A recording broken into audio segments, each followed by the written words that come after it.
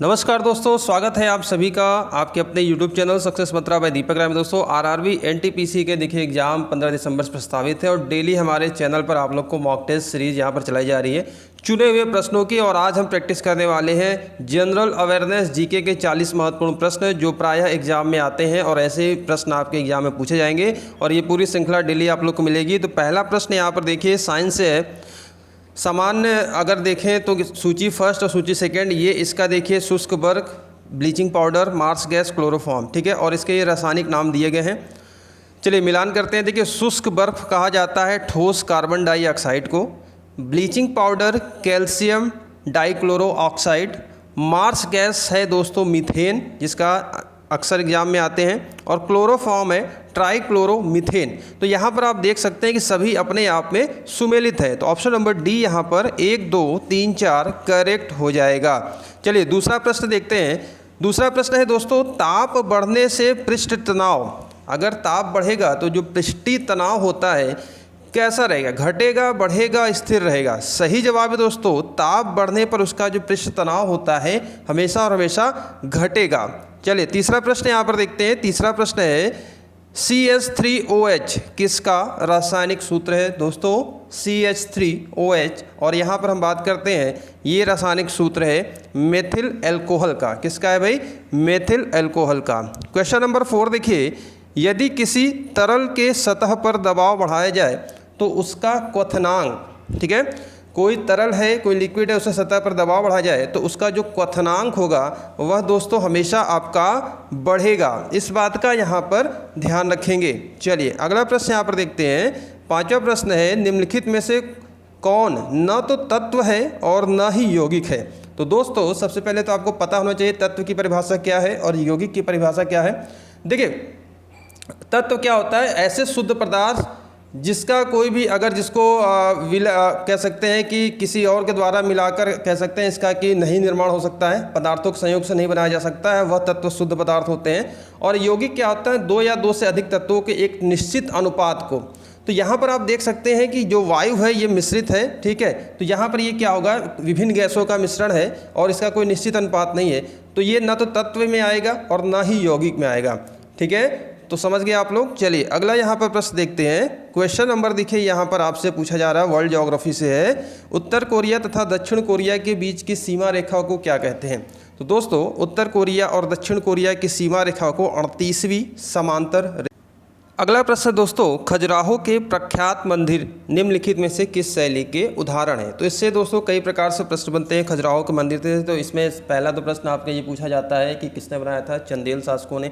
कहाँ पर है, मध्य प्रदेश के छतरपुर में है और ये नागर शैली में है, ठीक है। और ये हिंदू और जैन दोनों का यहाँ पर कह सकते हैं कि मंदिरों का यह प्रसिद्ध कह सकते हैं कि स्थल है नागर शैली। ध्यान रखेंगे नागर शैली। और किसने बनवाया था, चंदेल शासकों ने बनवाया था। नेक्स्ट प्रश्न है दोस्तों, किस सम्राट ने विक्रमादित्य की उपाधि धारण की थी। कौन सा सम्राट था जिसने विक्रमादित्य की उपाधि धारण की थी। सही जवाब है यहाँ पर आपका ऑप्शन नंबर बी, चंद्रगुप्त द्वितीय विक्रमादित्य की उपाधि इन्होंने धारण की थी। अगला प्रश्न देखते हैं, कांग्रेस में प्रथम विभाजन सूरत अधिवेशन 1907 में हुआ था। तो प्रश्न यहाँ से बनता है कांग्रेस का विभाजन किस अधिवेशन में हुआ था, सूरत अधिवेशन में, और कब, 1907 में।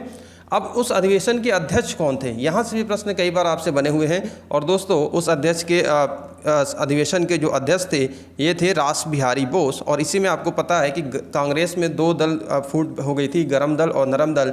लाल बाल पाल आप जानते हैं गरम दल के नेता हैं और ये कांग्रेस का 23वां अधिवेशन था। यहाँ से भी प्रश्न बनता है कि कांग्रेस के किस क्रम के अधिवेशन में विभाजन हुआ था। तो 23वां अधिवेशन था। इस बात का भी ध्यान रखेंगे। सूरत में 1907 में अध्यक्ष रास बिहारी बोस, गरम दल और नरम दल। चलिए अगला प्रश्न देखते हैं, Servants of the People's Society की स्थापना किसने की थी। Servants of the People's Society की स्थापना दोस्तों गोपाल कृष्ण गोखले जी ने किया था। नेक्स्ट प्रश्न देखिए, बौद्ध संरचना धामेक स्तूप कहाँ पर है। तो बौद्ध धर्म से भी दोस्तों यहाँ पर प्रश्न बनेंगे। सभी प्रकार के महत्वपूर्ण प्रश्नों की हम प्रैक्टिस डेली आपको यहाँ पर कराएंगे। तो आपसे रिक्वेस्ट है, चैनल पर नए हैं चैनल को सब्सक्राइब करने के साथ साथ बेल आइकन को प्रेस कर लें और ऑल नोटिफिकेशन दबा लें। सभी वीडियो नोटिफिकेशन आप लोगों को समय से मिलती रहेगी। और दोस्तों सही जवाब है सारनाथ, ठीक है। Sarnath option number A. चलिए पॉलिटी से क्वेश्चन देखते हैं। भारतीय संविधान के प्रारूप निर्माण में किसका प्रभाव सर्वाधिक था? तो दोस्तों जो हमारा भारतीय संविधान बना था और उसमें कौन सा ऐसा कह सकते हैं कि अधिनियम था कि जिसका सबसे ज़्यादा इफेक्ट देखने को मिलता है। आपको पता है कि हमारा जो संविधान है भारत का सबसे बड़ा और लिखित संविधान है और इसमें उधार का संविधान की भी संज्ञा दी गई। जिस देश से जो अच्छी चीज़ें लगी उसको वहाँ पर अडॉप्ट किया गया। तो संविधान के स्रोत से भी हम प्रश्नों को बनाएंगे। तो इस सबसे ज़्यादा यहाँ पर देखिए भारत सरकार अधिनियम 1935 थे।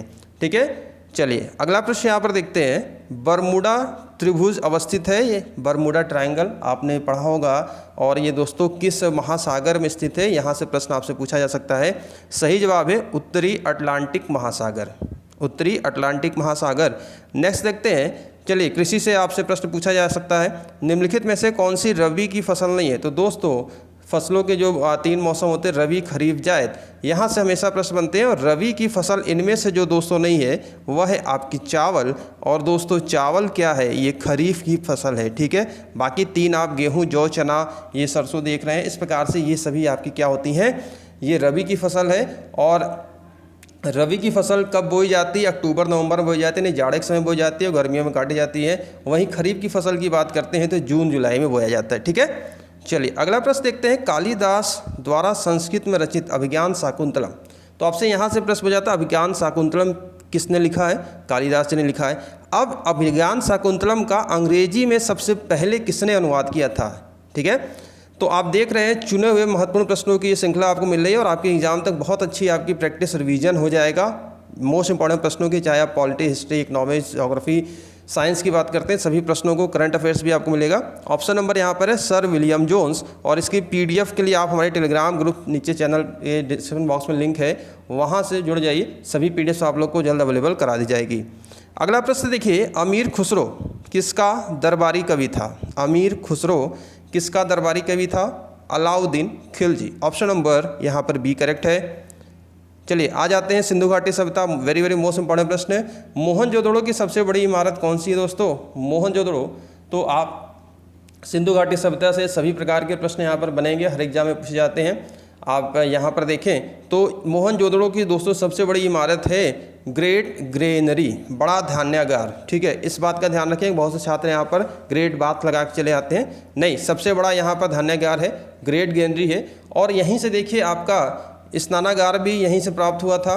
कांसे की जो नर्तकी है, नर्तकी की मूर्ति है जो नग्नावस्था में, वो भी यहीं से प्राप्त हुआ था। तो जहाँ से जो स्थल प्राप्त हुए महत्वपूर्ण प्रश्न बनते हैं। अगला देखिए। सिंधु घाटी सभ्यता की विकसित अवस्था में निम्नलिखित में से किस स्थल से घरों में कुओं के अवशेष मिले? तो दोस्तों घरों में जो कुओं के अवशेष मिले हैं वह आपके हैं मोहनजोदड़ो। ठीक है, ऑप्शन नंबर यहाँ पर डी करेक्ट हो जाएगा। चलिए नेक्स्ट प्रश्न है। सत्यमेव जयते शब्द किस उपनिषद से लिया गया है? ये बहुत बार प्रश्न आता है आपसे एग्जाम में। सत्यमेव जयते जिस उपनिषद से दोस्तों लिया गया है वह है आपका मुंडक उपनिषद। ध्यान रखेंगे, ऑप्शन नंबर बी। नेक्स्ट है। आर्यभट्ट और कालिदास किस गुप्त शासक के दरबार में थे? आर्यभट्ट और कालिदास किस गुप्त शासक के दरबार में थे? सही जवाब ऑप्शन नंबर बी, चंद्रगुप्त द्वितीय। अगला देखिए। भारत पर सर्वप्रथम मुस्लिम आक्रमणकारी कौन थे? भारत पर पहला मुस्लिम आक्रमणकारी सर्वप्रथम की बात करते हैं दोस्तों 712 में, और मोहम्मद बिन कासिम जो कि कहाँ का निवासी था? अरब का था। तो अरबों ने सबसे पहले भारत पर मुस्लिम आक्रमण किया। ठीक है, इस बात का ध्यान रखेंगे, बहुत बार प्रश्न आते हैं। नेक्स्ट प्रश्न वेरी वेरी मोस्ट इंपॉर्टेंट प्रश्न है। ब्राह्मणों पर भी जजिया लगाने वाला दिल्ली सुल्तान कौन था? तो जजिया कर दोस्तों गैर मुस्लिमों से लिया जाने वाला एक कर था और यह ब्राह्मणों पर भी जिसने दिल्ली का सुल्तान ने लगाया था वह था फिरोज तुगलक। ये बहुत बार सभी प्रश्न आप। अगला प्रश्न दोस्तों आप सभी के सामने। स्वराज मेरा जन्मसिद्ध अधिकार है और मैं इसे लेकर रहूँगा, ये नारा किसने दिया था? बहुत ही प्रसिद्ध नारा है, बार बार एग्जाम में पूछा जाता है। सही जवाब है दोस्तों बाल गंगाधर तिलक। ऑप्शन नंबर यहाँ पर सी करेक्ट हो जाएगा। नेक्स्ट प्रश्न यहाँ पर देखते हैं। अगला प्रश्न है। बाबर ने भारत पर किस वर्ष आक्रमण किया था?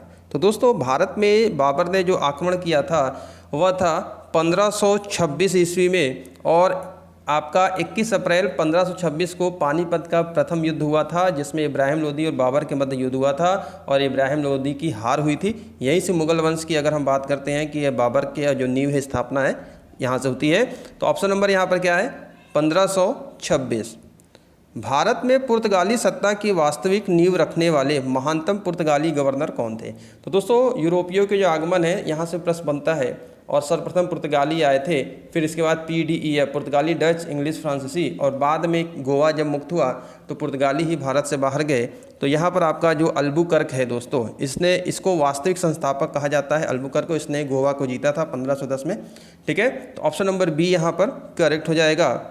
निम्नलिखित में से किसने मद्रास में रैयतवाड़ी व्यवस्था लागू की थी? तो दोस्तों रैयतवाड़ी व्यवस्था भू राजस्व संबंधित ये व्यवस्थाएं हैं, यहाँ से प्रश्न बनता है। और मद्रास में थॉमस मुनरो, ऑप्शन नंबर यहाँ पर क्या होगा? ऑप्शन नंबर बी करेक्ट हो जाएगा। रैयतवाड़ी व्यवस्था थॉमस मुनरो। इसके बाद है भारत में राजस्व एकत्र करने के स्थायी बंदोबस्त की प्रणाली शुरू किसने की थी? तो दोस्तों स्थायी बंदोबस्त से संबंधित है लॉर्ड कॉर्नवालिस। ठीक है, 1793 लॉर्ड कॉर्नवालिस। नेक्स्ट प्रश्न देखते हैं, भारतीय राष्ट्रीय कांग्रेस के पहले अधिवेशन में कितने प्रतिनिधियों ने भाग लिया था?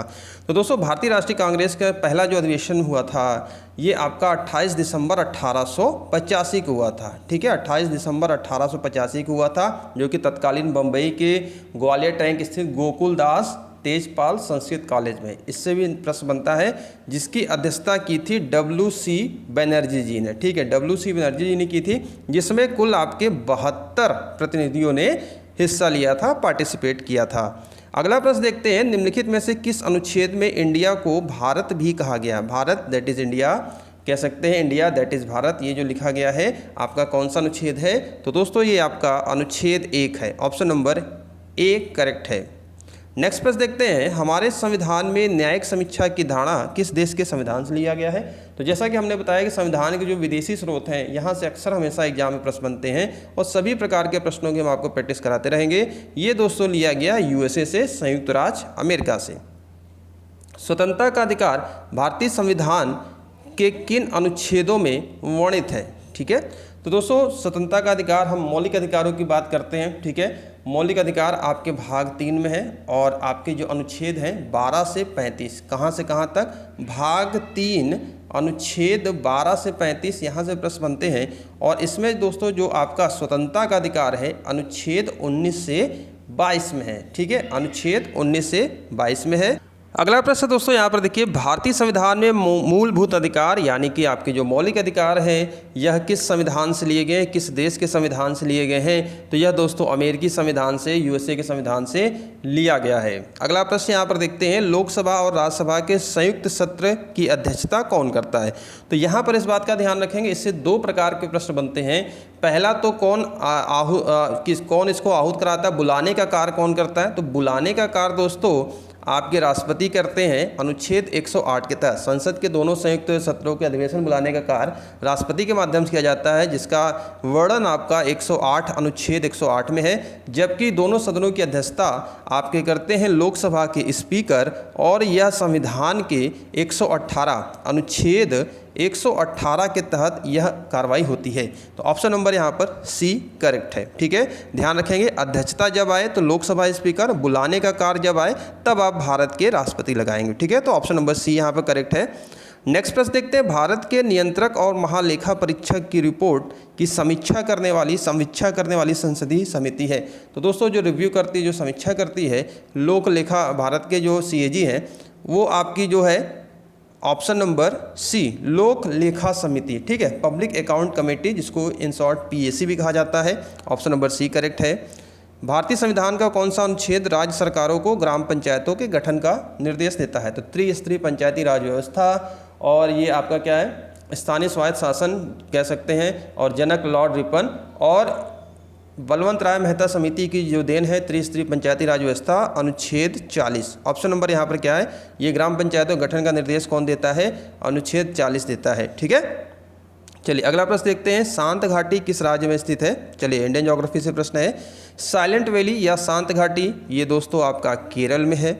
नेक्स्ट है, अगला प्रश्न है, माजुली संसार का सबसे बड़ा नदी द्वीप किस राज्य में स्थित है? माजुली संसार का जो सबसे बड़ा नदी द्वीप है दोस्तों, यह कहाँ पर स्थित है? यह आपका असम में स्थित है। नेक्स्ट प्रश्न है, आंध्र प्रदेश में अनंतपुर जिला किसके लिए प्रसिद्ध है? आंध्र प्रदेश में अनंतपुर जिला किस खनिज पदार्थ के लिए प्रसिद्ध है?